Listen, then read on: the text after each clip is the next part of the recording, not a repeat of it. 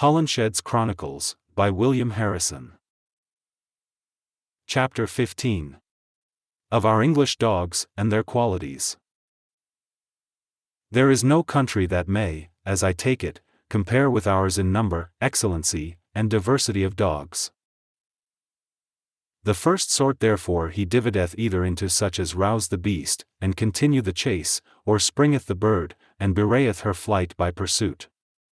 And as these are commonly called spaniels, so the other are named hounds, whereof he mocketh 8 sorts, of which the foremost excelleth in perfect smelling, the second in quick espying, the third in swiftness and quickness, the fourth in smelling and nimbleness, etc., and the last in subtlety and deceitfulness.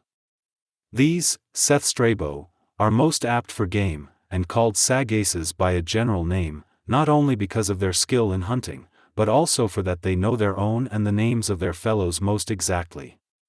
For if the hunter see any one to follow skillfully, and with likelihood of good success, he biddeth the rest to hark and follow such a dog, and they eftsoons obey so soon as they hear his name. The first kind of these are often called harriers, whose game is the fox, the hare, the wolf, if we had any, hart, buck, badger, otter, polecat, lopstart, weasel, coney, etc. The second hight a terrier, and it hunteth the badger and grey only. The third a bloodhound, whose office is to follow the fierce, and now and then to pursue a thief or beast by his dry foot. The fourth hight a gazehound, who hunteth by the eye. The fifth a greyhound, cherished for his strength and swiftness and stature. Commended by Bracius in his divination, and not unremembered by Hercules Stroza in a like treatise, and above all other those of Britain, where he saith, Magna spectandi mole Britanni, also by Nemesianus, Libro Synergeticon, where he saith, Divisa Britannia midit veloces nostrique orbis venatibus aptus, of which sort also some be smooth, of sundry colors, and some shake-haired, the sixth a lemur, that excelleth in smelling and swift running, the seventh a tumbler, and the eighth a thief. Whose offices, I mean of the latter two, incline only to deceit, wherein they are oft so skillful that few men would think so mischievous a wit to remain in such silly creatures. Having made this enumeration of dogs which are apt for the chase and hunting, he cometh next to such as serve the falcons in their time, whereof he mocketh also 2 sorts. One that findeth his game on the land, another that putteth up such fowl as keepeth in the water, and of these this is commonly most usual for the net or train, the other for the hawk, as he doth shew at large. Of the first he saith that they have no peculiar names assigned to them severally, but each of them is called after the bird which by natural appointment he is allotted to hunt or serve, for which consideration some be named dogs for the pheasant, some for the falcon, and some for the partridge. Howbeit the common name for all is spaniel, saith he, and thereupon alluded as if these kinds of dogs had been brought hither out of Spain. In like sort we have of water spaniels in their kind. The third sort of dogs of the gentle kind is the spaniel gentle, or comforter, or, as the common term is, the fisting hound, and those are called Melidii, of the island Malta, from whence they were brought hither. These are little and pretty, proper and fine, and sought out far and near to falsify the nice delicacy of dainty dames, and wanton women's wills, instruments of folly to play and dally withal, in trifling away the treasure of time, to withdraw their minds from more commendable exercises, and to content their corrupt concupiscences with vain disport, a silly poor shift to shun their irksome idleness. The sybaritical puppies the smaller they be, and thereto if they have a hole in the 4 parts of their heads, the better they are accepted, the more pleasure also they provoke, as meet playfellows for mincing mistresses to bear in their bosoms, to keep company withal in their chambers, to succor with sleep in bed, and nourish with meat at board, to lie in their laps, and lick their lips as they lie, like young Dianas, in their wagons and coaches. And good reason it should be so, for coarseness with fineness hath no fellowship, but featness with neatness hath neighborhood enough. That plausible proverb therefore versified sometime upon a tyrant, namely, that he loved his sow better than his son, may well be applied to some of this kind of people, who delight more in their dogs, that are deprived of all possibility of reason, than they do in children that are capable of wisdom and judgment. Yea, they oft feed them of the best, ere the poor man's child at their doors can hardly come by the worst. But the former abuse peradventure reigneth where there hath been long want of issue, else where barrenness is the best blossom of beauty, or, finally, where poor men's children for want of their own issue are not ready to be had. It is thought of some that it is very wholesome for a weak stomach to bear such a dog in the bosom, as it is for him that hath the palsy to feel the daily smell and savour of a fox. But how truly this is affirmed let the learned judge, only it shall suffice for Dr. Caius to have said thus much of spaniels and dogs of the gentle kind. Dogs of the homely kind are either shepherd's curs or mastiffs. The first are so common that it needeth me not to speak of them. Their use also is so well known in keeping the herd together either when they grass or go before the shepherd, that it should be but in vain to spend any time about them. Wherefore I will leave this cur unto his own kind, and go in hand with the mastiff, tie dog, or band dog, so called because many of them are tied up in chains and strong bonds in the daytime, for doing herd abroad, which is a huge dog, stubborn, ugly, eager, burthenous of body, and therefore of but little swiftness, terrible and fearful to behold, and oftentimes more fierce and fell than any Arcadian or Corsican cur. Our Englishmen, to the extent that these dogs may be more cruel and fierce, assist nature with some art, use, and custom. For although this kind of dog be capable of courage, violent, valiant, stout, and bold, yet will they increase these their stomachs by teaching them to bait the bear, the bull, the lion, and other such like cruel and bloody beasts, either brought over or kept up at home for the same purpose, without any collar to defend their throats, and oftentimes thereto they train them up in fighting and wrestling with a man, having for the safeguard of his life either a pikestaff, club, sword, privy, coat, whereby they become the more fierce and cruel unto strangers. The Caspians make so much account sometimes of such great dogs that every able man would nourish sundry of them in his house of set purpose, to the end they should devour their carcasses after their deaths, thinking the dogs' bellies to be the most honourable sepulchres. The common people also followed the same rate, and therefore there were tie dogs kept up by public ordinance, to devour them after their deaths, by means whereof these beasts became the more eager, and with great difficulty after a while restrained from falling upon the living. But whither am I digressed? In returning therefore to our own, I say that of mastiffs, some bark only with fierce and open mouth, but will not bite, but the cruelest do either not bark at all or bite before they bark, and therefore are more to be feared than any of the other.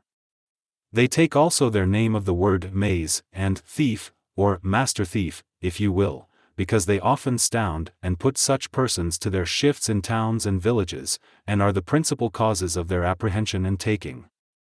The force which is in them surmounteth all belief, and the fast hold which they take with their teeth exceedeth all credit, for 3 of them against a bear, for against a lion, are sufficient to try mostrise with them. King Henry VII, as the report goeth, commanded all such curs to be hanged, because they durst presume to fight against the lion, who is their king and sovereign. The like he did with an excellent falcon, as some say, because he feared a not hand-to-hand match with an eagle, willing his falconers in his own presence to pluck off his head after he was taken down, saying that it was not meet for any subject to offer such wrong unto his lord and superior, wherein he had a further meaning. But if King Henry VII had lived in our time, what would he have done to our English mastiff, which alone and without any help at all pulled down first a huge bear, then a pard, and last of all a lion, each after other before the French king in one day, when the Lord Buckhurst was ambassador unto him, and whereof if I should write the circumstances, that is, how he took his advantage being let loose unto them, and finally drave them into such exceeding fear, that they were all glad to run away when he was taken from them, I should take much pains, and yet reap but small credit, wherefore it shall suffice to have said thus much thereof. Some of our mastiffs will rage only in the night, some are to be tied up both day and night. Such also as are suffered to go loose about the house and yard are so gentle in the daytime that children may ride on their backs and play with them at their pleasures. Divers of them likewise are of such jealousy over their master and whosoever of his household, that if a stranger do embrace or touch any of them, they will fall fiercely upon them, unto their extreme mischief if their fury be not prevented. Such a one was the dog of Nicomedes, king sometime of Bithynia, who seeing consign the queen to embrace and kiss her husband as they walked together in a garden, did tear her all to pieces, maugre his resistance and the present aid of such as attended on them. Some of them moreover will suffer a stranger to come in and walk about the house or yard where he listeth, without giving over to follow him, but if he put forth his hand to touch anything, then will they fly upon them and kill them if they may. I had one myself once, which would not suffer any man to bring in his weapon further than my gate, neither those that were of my house, to be touched in his presence. Or if I had beaten any of my children, he would gently have essayed to catch the rod in his teeth and take it out of my hand, or else pluck down their clothes to save them from the stripes, which in my opinion is not unworthy to be noted. The last sort of dogs consisteth of the curish kind meet for many toys, of which the wappet or prick-eared cur is one. Some men call them warners, because they are good for nothing else but to bark and give warning when anybody doth stir or lie in wait about the house in the night season. Certes, it is impossible to describe these curs in any order, because they have no one kind proper unto themselves, but are a confused company mixed of all the rest. The second sort of them are called turnspits, whose office is not unknown to any.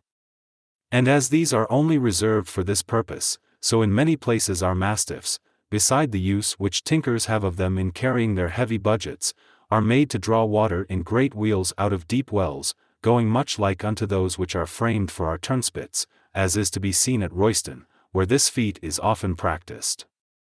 Besides these also we have sholts or curs daily brought out of Ireland, and made much of among us, because of their sauciness and quarrelling. Moreover they bite very sore, and love candles exceedingly, as do the men and women of their country, but I may say no more of them, because they are not bred with us. Yet this will I make report of by the way, for pastime's sake, that when a great man of those parts came of late into one of our ships which went thither for fish, to see the form and fashion of the same, his wife apparelled in fine sables, abiding on the deck whilst her husband was under the hatches with the mariners, espied a pound or two of candles hanging on the mast, and being loath to stand there idle alone, she fell to and eat them up every one, supposing herself to have been at a jolly banquet, and shewing very pleasant gesture, and her husband came up again unto her. The last kind of toyish curs are named dancers, and those being of a mongrel sort also, are taught and exercised to dance in measure at the musical sound of an instrument, as at the just stroke of a drum, sweet accent of the citharn, and pleasant harmony of the harp, shewing many tricks by the gesture of their bodies, as to stand bolt upright, to lie flat on the ground, to turn round as a ring holding their tails in their teeth, to saw and beg for meat, to take a man's cap from his head, and sundry such properties, which they learn of their idle roguish masters, whose instruments they are to gather gain, as old apes clothed in motley and coloured short-waisted jackets are for the like vagabonds, who seek no better living than that which they may get by fond pastime and idleness. I might here entreat of other dogs, as of those which are bred between a bitch and a wolf, also between a bitch and a fox, or a bear and a mastiff. But as we utterly want the first sort, except they be brought unto us, so it happeneth sometimes that the other two are engendered and seen at home amongst us. But all the rest heretofore remembered in this chapter there is none more ugly and odious in sight, cruel and fierce in deed, nor untractable in hand, than that which is begotten between the bear and the ban-dog. For whatsoever he catcheth hold of he taketh it so fast that a man may sooner tear and rend his body in sunder than get open his mouth to separate his chaps. Certes he regardeth neither wolf, bear, nor lion, and therefore may well be compared with those two dogs which were sent to Alexander out of India, and procreated as it is thought between a mastiff and a male tiger, as be those also of Hyrcania, or to them that are bred in Arcadia, where copulation is oft seen between lions and bitches, as the lion is in France, as I said, between she-wolves and dogs, whereof let this suffice, sith the further tractation of them doth not concern my purpose. More than the confutation of Cardan's talk, de Sut, lib 10, who saith that after many generations dogs do become wolves, and contrariwise, which if it were true, then could not England be without many wolves, but nature hath set a difference between them, not only in outward form, but also inward disposition of their bones, whereof it is impossible that his assertion can be sound.